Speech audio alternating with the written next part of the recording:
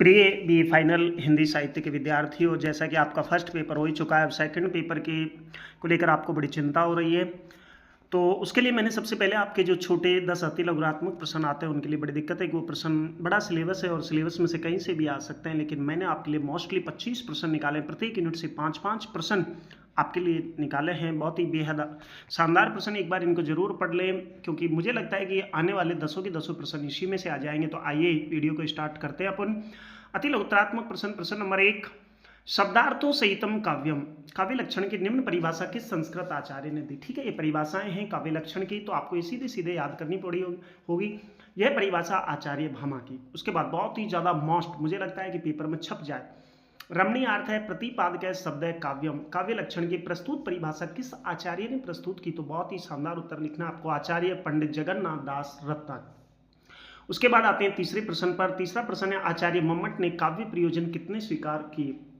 ठीक है, तो सबसे बड़ी बात है कि आचार्य मम्मट ने काव्य प्रयोजन का मतलब होता है काव्य रचने के उद्देश्य, और उद्देश्य के लिए इसने अपनी परिभाषा में 6 काव्य प्रयोजन माने, जिनमें नंबर 1 यश प्राप्ति, धन प्राप्ति, व्यवहार परिवर्तन, लोक कल्याण कामना, निवृत्ति जिसे आनंद कहते हैं, और कांता सम्मित उपदेश जिसे स्त्री के वचन कहा जाता है। ठीक है, तो ये 6 आपको पूरी तरीके से याद रखना है, कैसे भी प्रश्न आ जाए। मम्मट ने कितने काव्य प्रयोजन माने, काव्य प्रयोजन कितने हैं, काव्य प्रयोजनों में 3 का नाम, जैसे भी आपको ये पूरी तरीके से करना हो। उसके बाद आचार्यों ने काव्य हेतु कितने स्वीकार किए। काव्य हेतु का मतलब है काव्य को रचनाकार के अंदर, यानी कि रचनाकार कैसा होना चाहिए। तो सबसे बड़ी बात है, उसको भी काव्य हेतु 3 माने गए हैं, जिनमें नंबर 1 प्रतिभा, नंबर 2 व्युत्पत्ति, और तीसरा अभ्यास। ये 3 काव्य हेतु माने। उसके बाद प्रश्न नंबर 5, चंपू किसे कहा जाता है। तो चंपू एक काव्य कृति होती है जिसमें गद्य और पद्य दोनों विधाओं का मिश्रण रूप होता है, उसे चंपू कहा जाता है। तो ये तो अपना पहली यूनिट। अब आ जाइए दूसरी यूनिट से। दूसरी यूनिट में प्रश्न नंबर 6, विभानुभाव व्यभिचारी संयोगा दृश्य निष्पत्ति, रस सूत्र देने वाले आचार्य कौन थे। बहुत ही अच्छा रस सूत्र दिया था, और आचार्य भरत मुनि ने अपने काव्य ग्रंथ नाट्य शास्त्र के में रस का एक बहुत ही शानदार सूत्र दिया, जिसका नाम था विभानुभाव व्यभिचारी संयोगा दृश्य निष्पत्ति।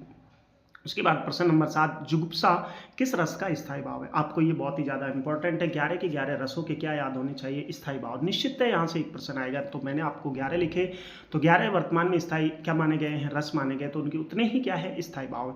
नंबर 1 सबसे पहले श्रृंगार, श्रृंगार का रति। दूसरा विभत्स, विभत्स का जुगुप्सा, तो जुगुप्सा किसका है, विभत्स।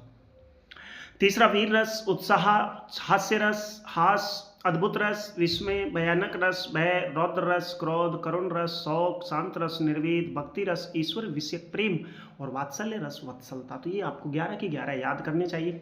इनमें से कहीं ना कहीं से आपसे प्रश्न होगा। उसके बाद प्रश्न नंबर 8, रस के कितने अंग माने गए। तो रस के कितने अंग हैं, 4 अंग। ध्यान रखना भाई, रस के भेद 11 और रस के अंग 4।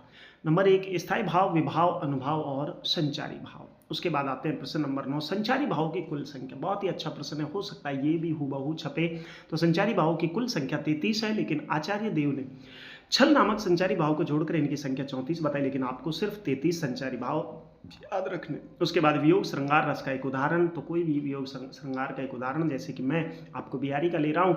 इत आवत चली जात, तो चली 6-7 अकात, चढ़ी हिंडोरे सी लगी, लगी उसासन सात। अर्थ सीधा सा है कि कोई गृहिणी या गृह नायिका अपने प्रियतम के विरह में इतनी कमजोर हो गई कि जब वो सांस लेती है तो 6 हाथ इधर चली जाती है और 6 हाथ इधर। तो इत आवत चली जात, तो कभी इधर जाती है कभी उधर आती है। चली 6-7 अकात, 6 या 7 हाथ चलती है। चढ़ी इंडोरे, ऐसे समझिए जैसे किसी झूले पर लगी उस आसन साथ। जब वो नायिका सांस लेती है तो उसकी ये गति हो जाती है।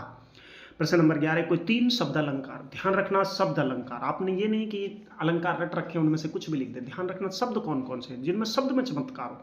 तो अनुप्रास, यमक और श्लेष, 3 लिखने शब्द अलंकार में, यानी जिसमें शब्द में चमत्कार हो। उसके बाद कोई 3 मात्रिक छंदों के, मात्रिक छंद और वार्णिक छंद के भी 2 प्रकार है। तो आपको सिर्फ मात्रिक, और मात्रिक में दोहा, चौपाई और सौरठा, ये कैसे हैं, ये मात्रिक है। उसके बाद छंद में यति गति क्या होती है। तो यति का मतलब तो है ठहराव, और गति का मतलब है धारा प्रवाह, गति से आगे की ओर बढ़ना। तो काव्य के पाठन में ठहराव को यति और धारा प्रवाह बढ़ने को गति कहा जाता है।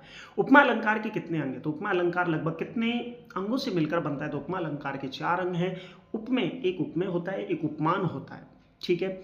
एक साधारण धर्म होता है, एक वाचक शब्द होता है। तो ये 4 आपको कंठस्थ हो जाने चाहिए, क्योंकि उपमा अलंकार के चारों अंग बूझे जाएंगे। उसके बाद उपमेय और उपमान में संभावना किस अलंकार में व्यक्त की जाती है? तो संभावना हो सकता है उत्प्रेक्षा की परिभाषा बूझ ली, या फिर उत्प्रेक्षा को ऐसे भी बूझा जा सकता है, तो उत्प्रेक्षा अलंकार। प्रश्न नंबर 17, काव्य गुण कितने स्वीकार किए? तो काव्य गुण 3 माने गए, माधुर्य गुण, प्रसाद गुण और ओज गुण। ये तो लगभग सभी को याद है, लेकिन फिर भी ये प्रश्न आने वाला है। उसके बाद डय और ढय ध्वनियों की अधिकता किस काव्य गुण में? तो सीधी सी बात, ढमड़ धमड़ धम, ढोल ढोल। तो ऐसे जो शब्द होंगे वो ओज गुण के, वीरता के, ऐसा उत्साह सा जागेगा, तो ओज गुण के।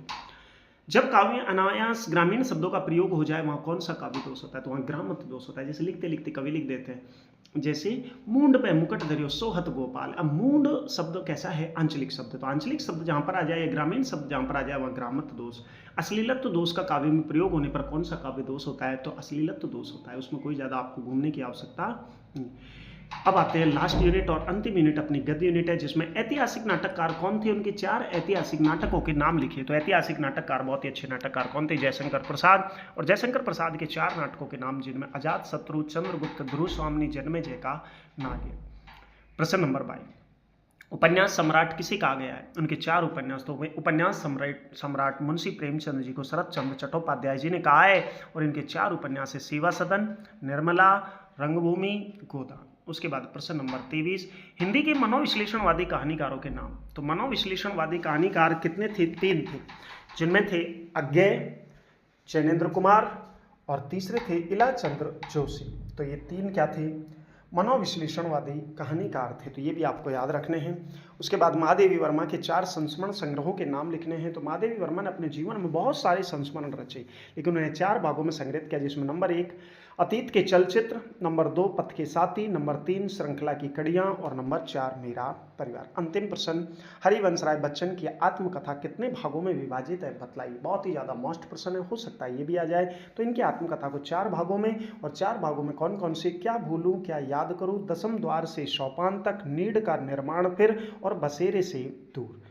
तो आशा करता हूँ ये 25 प्रश्न तो आपको बिल्कुल याद हो गए होंगे, और इनको याद कर लो, क्योंकि हो सकता है इनमें से अपने 10 प्रश्न क्लियर हो। बाकी मैं आपको मॉडल पेपर अभी थोड़ी देर पीछे डाल देता हूँ। तो लगभग मुझे लगता है कि आशा करता हूँ कि आपको ये पूरी तरीके से समझ आया होगा।